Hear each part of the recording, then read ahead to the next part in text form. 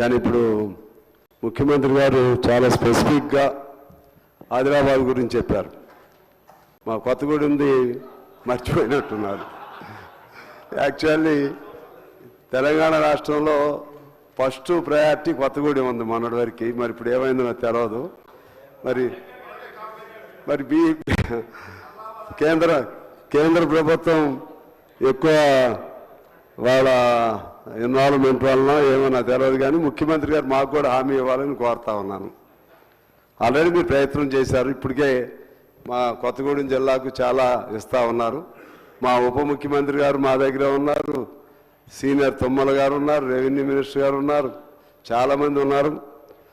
మా ప్రాంతానికి కూడా ప్రాధాన్యత ఇప్పుడు మీరు, ఎందుకంటే నేను పేపర్లో చదివాను అధ్యక్ష, పేపర్లో ఏదో కుట్రబన్ని కొత్తగూడెంకు రామగుండంకు ఈ రెండింటికి కూడా కుట్రతో రాకుండా చేస్తున్నారు విమానాశ్రయం అని చెప్పి నేను చదివాను. అది ఎంత మేరకు నిజమో నాకు తెలియదు. ముఖ్యమంత్రి గారు శ్రద్ధ పెట్టాలని నేను కోరుతా ఉన్నాను. మా బట్టి గారు కూడా శ్రద్ధ పెట్టాలి. సార్ ముఖ్యమంత్రి గారు ఒక్క మాట ఏనండి, నిన్న మన వివేక్ గారి తనయుడు ఒక ప్రకటన చేశారు పార్లమెంట్ సభ్యులు. రామగుండం కొత్తగూడెంకు రాకుండా విమానాశ్రయాలు కుట్రబన్నుతున్నారు అని.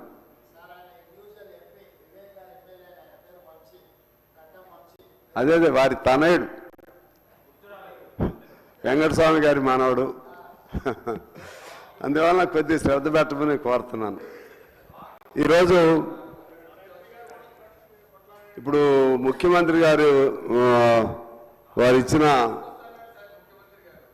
ప్రసంగం చాలా ఆత్మవిశ్వాసంతో ఇచ్చారు.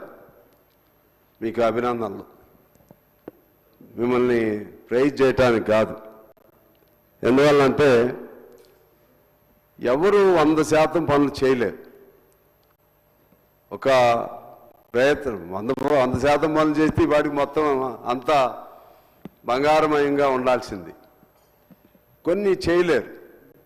కానీ మీరు ఏం చేస్తున్నారో ఇవన్నీ కూడా చెప్పారు.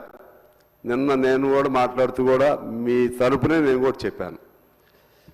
రాని వాళ్ళందరూ ఇలా రోడ్లు ఎక్కే పద్ధతుల్లో ఉండి భావ స్వేచ్ఛ ఉందనే పేరు చెప్తూ, మాకు మాట్లాడే హక్కు ఉందనే పేరు చెప్తూ, ఈ విధమైనటువంటి సంస్కృతి ఎక్కడి నుంచి వచ్చిందో నాకైతే నిన్న చెప్పాను, ఇవాళ కూడా చెప్తున్నాను, అర్థం కావట్లేదు. పక్కనున్న ఆంధ్రప్రదేశ్ నుంచి ఆ సంస్కృతి నేర్చుకున్నారా, లేకపోతే ఇప్పుడు జైల్లో ఉన్నటువంటి వాళ్ళు పశ్చాత్తాపడతా ఉన్నారు. దీన్ని ఎక్కడైనా సరే కంట్రోల్ చేయాలి. ఈ విచ్ఛిన్నకరమైనటువంటి విద్వేషకరమైనటువంటి విచక్షణారహితంగా మాట్లాడే పద్ధతులు ఎక్కడున్నా సరే కంట్రోల్ చేయాలంటే ఇప్పుడున్న చట్టాల్లో చేయగలుగుతామా, ఇంకా కొత్తగా తీసుకురావాలా. ఇది not only it is connected with journalists, it is also connected with politicians.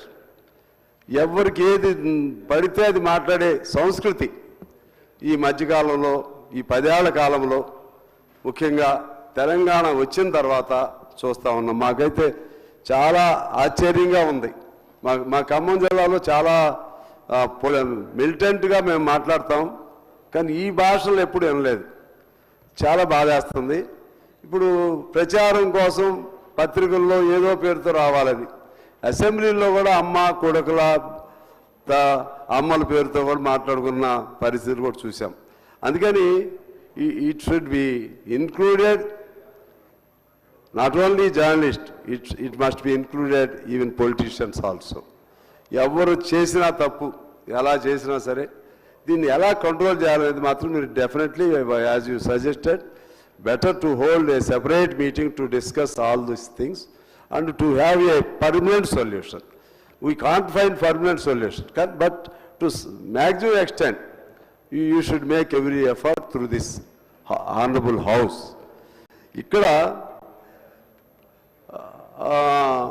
ప్రజల కోసం మాట్లాడే వాళ్ళనేమో అర్బన్ నక్సలైట్స్ పేరుతో లోపలేస్తున్నారు, సమాజం కోసం మాట్లాడే వాళ్ళనేమో లోపలేస్తున్నారు. అమ్మలు, అక్కలు, బూతులు, అసలు ఎంత అన్యాయం ముఖ్యమంత్రి గారి స్థాయిలో ఎట్లా భరిస్తున్నారో నాకు తెలియదు. మా మీద చిన్న విమర్శ పెడితే తట్టుకోలేకపోతున్నాం. అంటే రాజకీయ నాయకులు అంటే వీళ్ళు ఎన్నన్నా పడతారని ఒక ఆలోచన కొంతమందికి ఉంది.